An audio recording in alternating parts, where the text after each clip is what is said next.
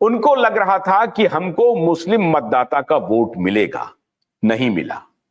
मुस्लिम मतदाता का वोट मिला, लेकिन उस रेशियो में नहीं मिला जिस रेशियो में उद्धव जी कल्पना कर रहे थे। और वक्फ बोर्ड के मुद्दे पर जो बहिर्गमन हुआ उनका विधानसभा में, उसके बाद तो मुस्लिम भाईजान उनके घर पहुंच गए, आंदोलन करने लगे कि आपने दगा दिया हमारे साथ। दगा देना ही था, दगा देना ही था। और ये मुस्लिम भाईजान को समझ में नहीं आ रही थी, उनको ये समझ में नहीं आ रही थी कि इनका जो टर्फ है, क्रिकेटिंग टर्फ है, वो टर्फ तो बिल्कुल अलग है, वो तो हिंदुत्व का टर्फ है। और उस हिंदुत्व के टर्फ से वो अपीजमेंट के टर्फ पे लौट रहे हैं। वहां उनकी बैटिंग बॉलिंग अच्छी होगी कि नहीं होगी, इसकी कल्पना मुस्लिम भाईजान ने नहीं की। और इसका नतीजा ये हुआ कि ना वो इधर के रहे ना वो उधर के लिए। और ये सब हुआ क्यों, और ये सब हो क्यों रहा है?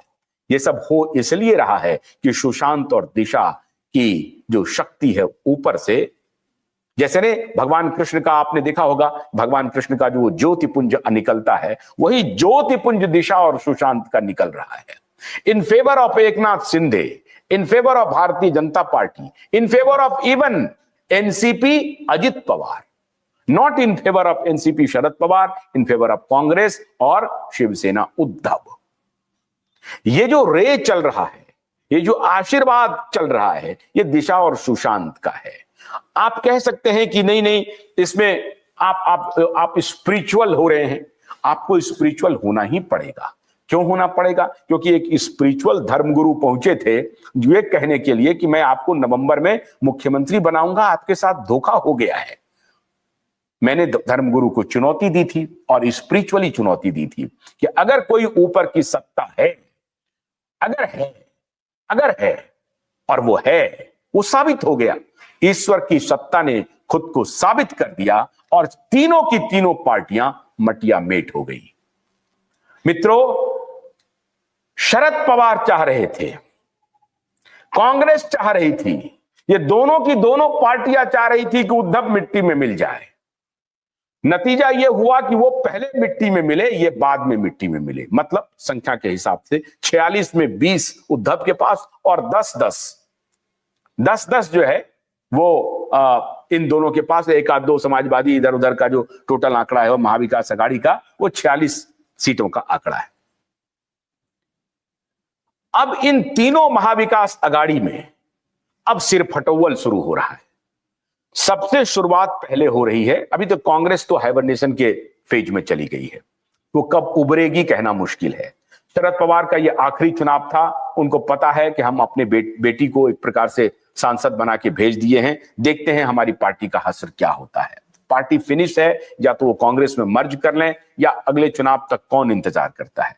खुद शरद पवार की ना तो उम्र ना ही उनकी शारीरिक शक्ति अब अगले चुनाव के लिए कोई भी कदम उठाने पर उन्हें समर्थन दे पाएगा। उनकी आयु और उनका जो अपना स्वास्थ्य है, वो दोनों।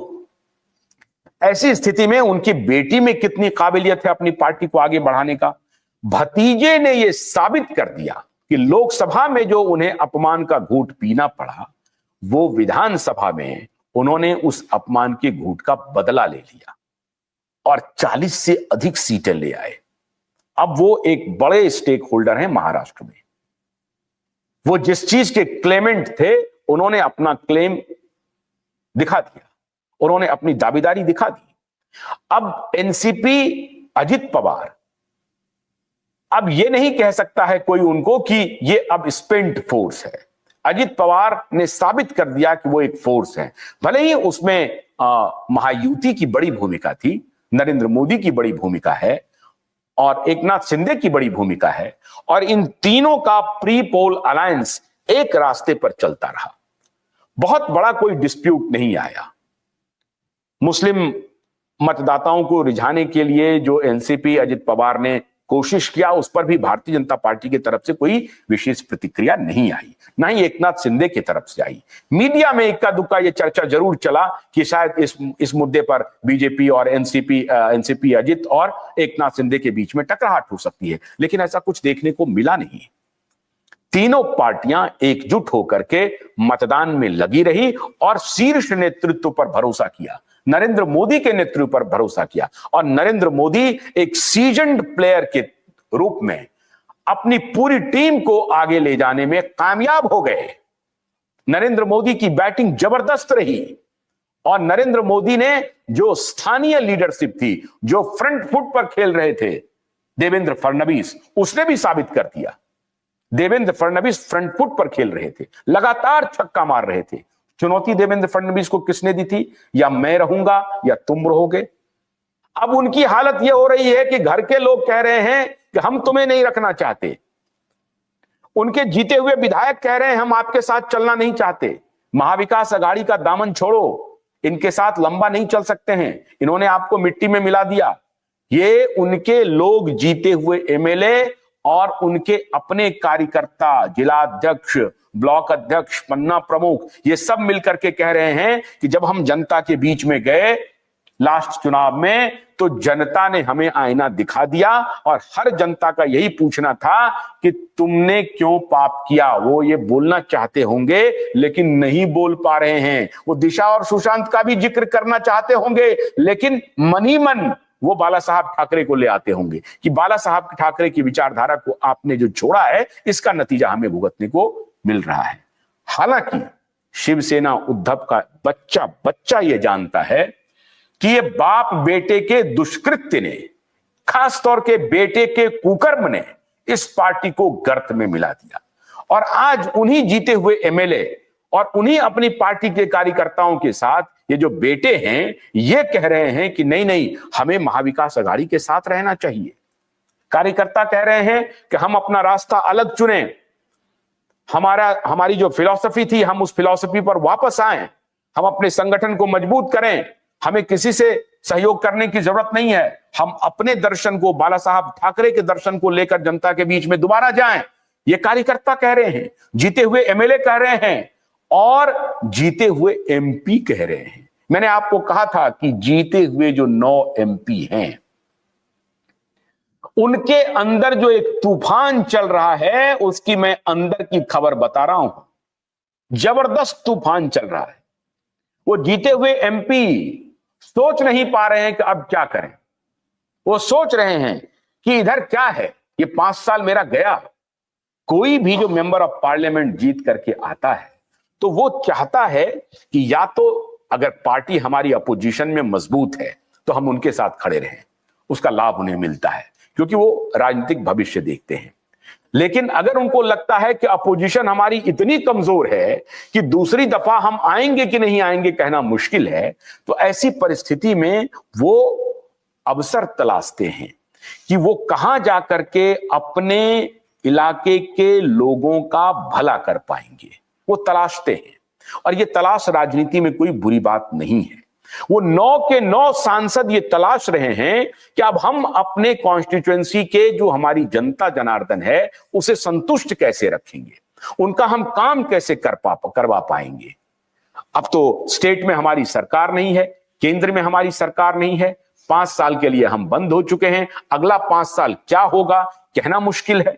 जिस प्रकार के योजनाएं, वहां की लोक लुभावन योजनाओं को लेकर के पिछली सरकार, महायुति की सरकार आई, उसने सुपड़ा साफ कर दिया विधानसभा में। अब अगर लोकसभा में दोबारा फिर कोई वो नया नारा लेकर के आ जाते हैं तो हमारा भविष्य क्या होगा। ये 9 के 9 सांसद के मन में उहापोह नहीं, एक ही दिशा में जाने की मनोदशा बनती जा रही है और उसका प्रतिफल आपको आने वाले दिनों में मिल सकता है। मैं ये नहीं कह रहा हूं कि वो लोग सभी आ ही जाएंगे, या उन्होंने मुझे फोन किया है कि आशुतोष जी मैं अभी भारतीय जनता पार्टी ज्वाइन करने वाला हूं, ऐसा नहीं मैं कह रहा हूं। लेकिन उन 9 के 9 सांसदों के मन में यह उहापोह नहीं, दृष्टि स्पष्ट है कि अगर मैं भारतीय जनता पार्टी के साथ जाता हूं तो शायद मैं अपने इलाके की जनता का सेवा कर सकता हूं और इस आधार पर मेरा जो अगला लोकसभा चुनाव है वो शायद स्थिर हो सकता है और मेरा राजनीतिक भविष्य यहां पर सुरक्षित है। देखिए, जब पार्टी कमजोर होती है तो कमजोर बाहर वाले नहीं करते हैं, अंदर के लोग ही उसे कमजोर करना शुरू कर देते हैं। पार्टी अभी बैकफुट पर आ गई। आदित्य ठाकरे, उद्धव ठाकरे में चुनाव जिताने की अब कोई क्षमता नहीं रही। ये अब उनका छोटा छोटा कार्यकर्ता भी समझ रहा है। किसी प्रकार से मुंबई में जो सीटें उद्धव ठाकरे ने जीती हैं, उसमें उनके भाई की बड़ी भूमिका है, राज ठाकरे की। राज ठाकरे ने एकनाथ शिंदे का कुछ वोट काट लिया, वरना वो वोट एकनाथ शिंदे को जाने वाला था। और इस वजह से लगभग 10-15 सीटों पर जो रिजल्ट है उसको प्रभावित कर दिया राज ठाकरे की एमएनएस ने। और इसलिए वो खड़ा भी हुआ था, इसलिए राज ठाकरे का एमएनएस खड़ा भी हुआ था कि शिंदे का कुछ वोट हम काट लें, बीजेपी का कुछ वोट हम काट लें, और वो उसका फायदा शिवसेना उद्धव को हो जाए। और शिवसेना उद्धव को हुआ भी। लेकिन अब स्थिति ये हो गई है कि इससे बात बनी नहीं, 15-20 सीट का